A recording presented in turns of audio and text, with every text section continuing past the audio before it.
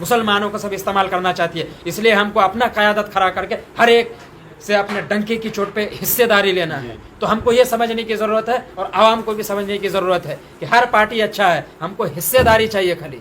आज अगर हिस्सेदारी के बलबूते पे ये ताकत नहीं होता तो विदेश नीति पे असदुद्दीन ओवैसी साहब को बीजेपी नहीं भेजता। सही बात, नफरत करता उससे। हाँ, क्यों भेजा? वो जानते हैं कि बोलना आता है, मेरा तो यहाँ समझ में नहीं आता है। जैसे विदेश नीति के लिए जो भेजा गया, तो लोगों का इसमें भी आंख खुलना चाहिए भाई कि बड़े बड़े इतने, अगर हिंदुस्तान में इतने बड़े बड़े लीडर ही होते तो असदुद्दीन ओवैसी को क्यों भेजा?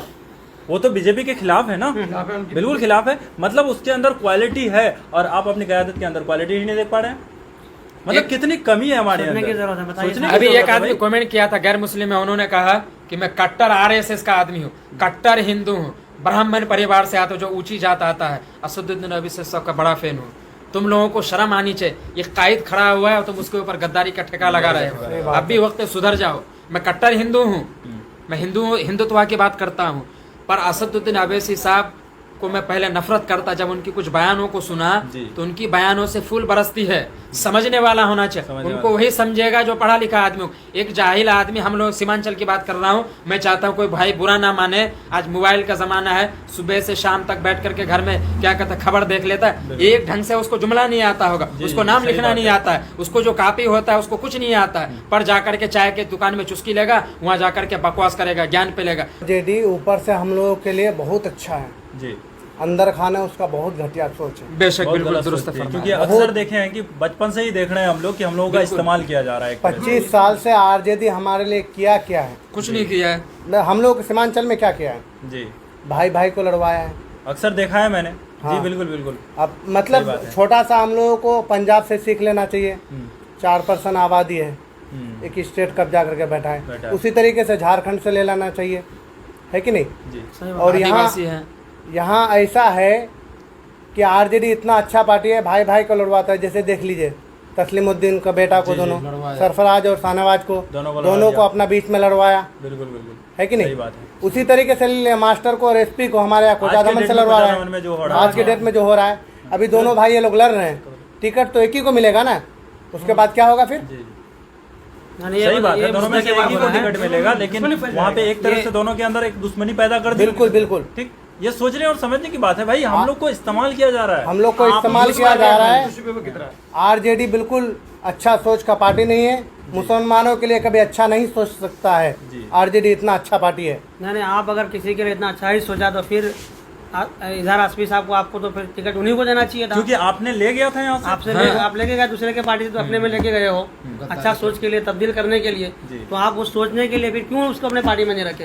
आप दोनों के दरमियान में ना इत्तेफाकी करवा दिए, दोनों के दरमियान में तो बोले कि भाई भाई में लड़ाने वाला आरजेडी है। डॉक्टर साहब, गुलामी की सबसे बड़ी दलील है कि यहाँ हर आदमी को हर पंचायत से लोकसभा से लड़वा रहा है। अंग्रेजों का भी यही दौर था, घर तोड़ो घर तोड़ो, ये हुकूमत करो, ये कर रहा है, घर तोड़ो हुकूमत करो। आरजेडी ऐसा है कि हिस्सेदारी हम लोग को देना चाहता नहीं है, और भाई भाई में लड़ते लो, हम इधर रोटी सेकते रहेंगे। सही बात है। आरजेडी कैसा और ये चलने वाला नहीं है इस बार। और इस बार जो बात किया है, बहुत अच्छी बात बोला इसने कि भाई उधर शाहनवाज और सरफराज में लड़ाई करवा दिया दोनों भाई के दरमियान, और इधर इजहार आसफी और मास्टर मुजाहिद के दरमियान लड़ाई करवा दिया। तो बिल्कुल ये तरीका सही नहीं है, और अगर हमारे सीमांचल के लोगों को इस तरीका देख करके सीखना चाहिए कि आज अगर भाई भाई के दरमियान में लड़ाई करवा रहा है तो आगे आने वाला वक्त में हमारे दरमियान भी लड़ाई करा देगा।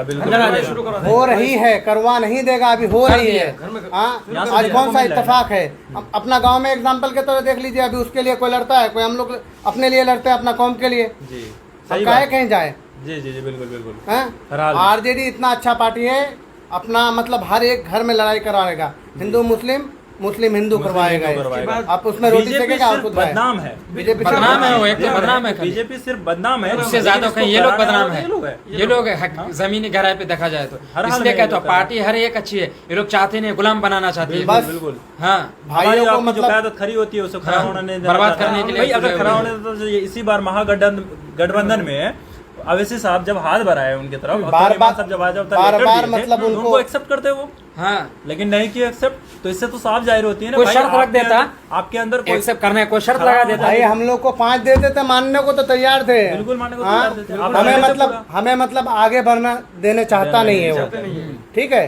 तेजस्वी का ये सोच है कि मुसलमान हमारा गुलामी करे। बिल्कुल बिल्कुल हर और बिल्कुल सही बात है। हम जैसे युवाओं जूते का की नोक सोचे पे रखना चाहता हम है। गुलामी नहीं करना चाहते, बस। हमें हिस्सेदारी चाहिए। हिस्सेदार नहीं, कब तक गुलामी करेंगे? 18% है, तुम 13% हो, जी। तुम करके बात करेंगे, जी हमसे झुक के बात करना तुम। बस यही ठीक है? चीज है, यही हमें सब- गुलामी पसंद नहीं है, बिल्कुल। गुलामी नहीं हिस्सेदारी करेंगे और चाहिए हम हमको। हिस्सेदारी चाहिए हमें।